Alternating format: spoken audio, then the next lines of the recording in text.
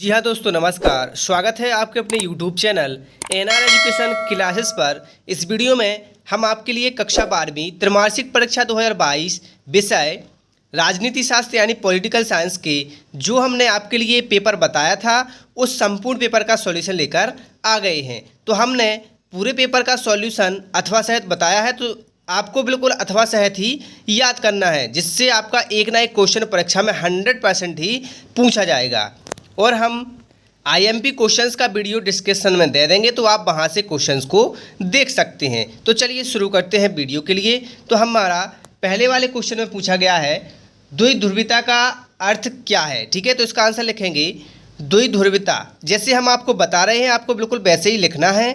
द्विध्रुवीयता का अर्थ है द्वितीय विश्व युद्ध के दौरान विश्व की दो सुपर शक्तियों यानी पूर्व सोवियत संघ तथा संयुक्त राष्ट्र अमेरिका के बोलबाले का दौर, उसको ही हम द्विध्रुवीयता बोलते हैं। इसके अथवा में शोक थेरेपी क्या है, इसके दो परिणाम लिखिए। तो इसका आंसर लिखेंगे हम शोक थेरेपी।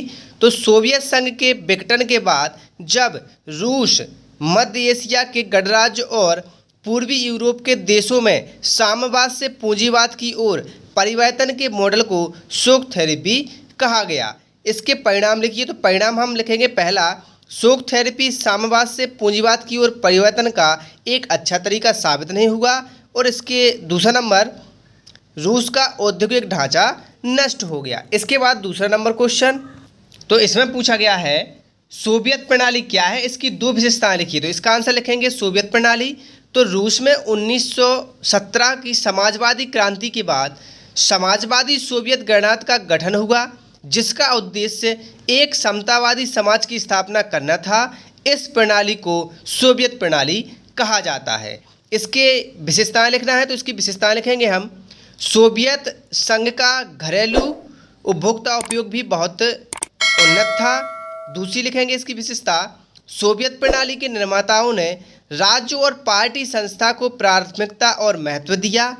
तीसरी इसकी विशेषता लिखेंगे, सोवियत संघ की अर्थव्यवस्था दुनिया की तुलना में कहीं अधिक उन्नत थी। इसके अथवा में पूछा गया है बर्नल की दीवार का क्या महत्व है, या बर्नल की दीवार किसका प्रतीक है। तो इसका आंसर लिखेंगे कि बर्नल की दीवार शीत युद्ध का प्रतीक थी। यह दूसरे विश्व युद्ध के बाद समाजवाद और पूंजीवाद का प्रतीक थी। बर्लिन की दीवार ने बर्लिन शहर को पूर्वी तथा पश्चिमी भागों में बांटकर रखा था।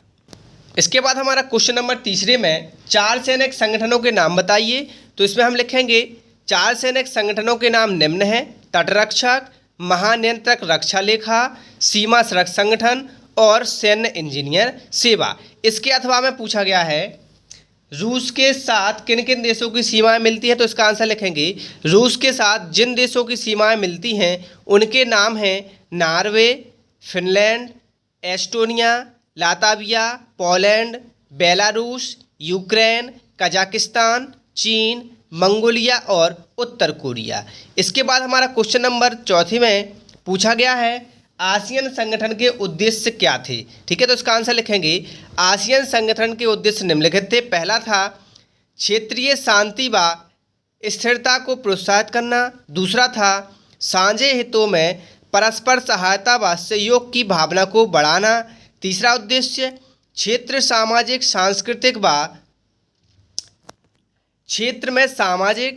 सांस्कृतिक व आर्थिक विकास को प्रोत्साहित करना। चौथा नंबर, क्षेत्र में अनुसंधान, प्रशिक्षण तथा अध्ययन को प्रोत्साहन करना। इसके अथवा में आसियान संगठन के कार्य लिखिए। तो इसके हम कार्य लिखेंगे। पहला नंबर, यह सदस्य देशों में सुरक्षा व शांति के लिए आणविक हथियारों पर रोक लगाने पर जोर दे रहा है। दूसरा इसका कार्य लिखेंगे, यह संगठन दक्षिण पूर्वी एशिया के अधिक विकास पर जोर दे रहा है। तीसरा लिखेंगे, यह जनसंख्या नियंत्रण, शिक्षा का विकास, समाज कल्याण, खेल आदि के कार्यक्रमों को प्रोत्साहित कर रहा है। और चौथा लिखेंगे, यह सांस्कृतिक गतिविधियों को बढ़ावा देने के लिए रेडियो तथा दूरदर्शन के माध्यम से सहयोग को बढ़ावा दे रहा है। इसके बाद क्वेश्चन नंबर 5वें में हमारा पूछा गया है आसियान संगठन के सदस्य देशों के नाम लिखिए। तो इसमें हम लिखेंगे आसियान संगठन के सदस्य देश Brunei, Cambodia, Indonesia, Laos, Malaysia, Myanmar, Philippines और सिंगापुर हैं। इसके अथवा में हमारा पूछा गया है आसियान विजन 2020 की मुख्य बातें लिखिए। तो इसका आंसर लिखेंगे हम आसियान विजन 2020 की मुख्य बातें निम्न हैं। पहला, आसियान तेजी से बढ़ता हुआ एक महत्वपूर्ण क्षेत्रीय संगठन है। इसके विजन 2020 में अंतर्राष्ट्रीय समुदाय में आसियान की एक बहुमुखी भूमिका को प्रमुखता दी गई है। दूसरा है, इस विजन 2020 में इस बात पर विशेष बल दिया गया है कि आसियान द्वारा टकराव की जगह बातचीत को बढ़ावा देने की नीति को प्राथमिकता दी जाएगी। इसके बाद देखिए हमारा क्वेश्चन नंबर 6वें में इसमें पूछा गया है यूरोपीय यूनियन के मुख्य उद्देश्य लिखिए। तो इसका आंसर लिखेंगे यूरोपीय यूनियन के मुख्य उद्देश्य पहला है, यह यूरोपीय यूनियन में शामिल देशों को एक आंतरिक साझा बाजार संचालित करता है। दूसरा इसका उद्देश्य है, इन देशों के बीच माल, पूंजी, सेवाओं की मुक्त आवाजाही होती है। इसके बाद तीसरी है, तकनीकी लाभ से उत्पादन में वृद्धि लाना। चौथा इसका उद्देश्य है, सदस्य राष्ट्रों के मध्य सभी विवादों को आपसी वार्ता से सुलझाना। इसके अथवा में पूछा गया है खुले द्वार की नीति क्या है। तो इसका आंसर लिखेंगे खुले द्वार की नीति 19वीं सदी के अंत और 20वीं सदी की शुरुआत में स्थापित संयुक्त राष्ट्र अमेरिका की कूटनीतिक नीति है। इसके बाद हमारा क्वेश्चन नंबर 7वां, इसमें हमारा पूछा गया है सार्क क्या है, सार्क के सदस्य देशों के नाम लिखिए। तो इसका आंसर लिखेंगे सार्क की स्थापना 8 दिसंबर 1985 में बांग्लादेश के ढाका में सार्क चार्टर पर हस्ताक्षर करके हुई थी। इसमें बांग्लादेश, भूटान, भारत, मालदीव, नेपाल, श्रीलंका और पाकिस्तान शामिल हैं। इसके अथवा में पूछा गया है ताशकंद समझौता क्या है। तो इसका आंसर लिखेंगे ताशकंद समझौता भारत और पाकिस्तान के बीच 10 जनवरी 1966 को हुआ एक शांति समझौता था।